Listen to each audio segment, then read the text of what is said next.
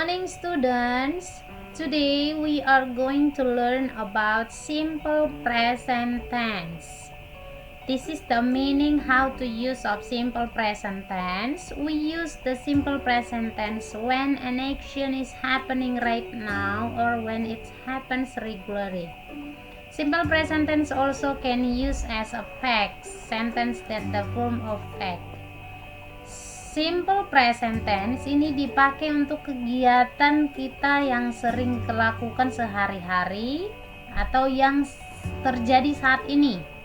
Contohnya yang sering kita lakukan sehari-hari adalah I go to school every day. Itu berulang.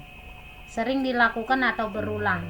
Nah, untuk simple present tense juga bisa digunakan untuk kalimat yang fakta, sebuah fakta. Contohnya matahari terbit di timur, itu kan fakta. The sun rises in east. Kemudian matahari terbenam di sebelah barat, itu kan fakta. The sun sets in west. Itu sebuah fakta. Itu juga bisa digunakan untuk simple present tense. The next formula. How the formula of simple present tense. This is the form of simple present tense. There are more form about simple present tense in form of negative sentence and interrogative sentence. Right now we just focus on this formula. Subject plus verb with s or es plus blah blah blah. Subject here is singular. Singular means only one subject. We know that there are 7 subjects in English. I, you, we, they, she, he, it. Nah, the subject that singular is she, he, it. This third singular subject. And then the plural subject is like they, we, I, and you. So by this formula, if the subject is singular, it must be followed by verb with s or es. If the subject is plural, it must be followed by verb without s or es. Plus blah blah blah, blah blah blah here, blah blah blah here, we can use as object. Jadi kalau subjeknya cuma satu atau singular, maka kata kerjanya akan ditambahkan s atau es. Kalau subjeknya plural atau lebih dari satu, itu ditambahkan dengan verb kata kerja tanpa s atau es. This is the sample example. The first sample. She likes to eat vegetables. She here is singular subject. Because the subject is singular, so it must be followed by singular verb. Singular verb artinya ditambahkan s. Okay, she likes to eat vegetables. Berarti ini adalah kalau kalian nanti menemukan kalimat seperti ini, kata kerjanya ada s atau es, berarti itu adalah verb of simple present tense.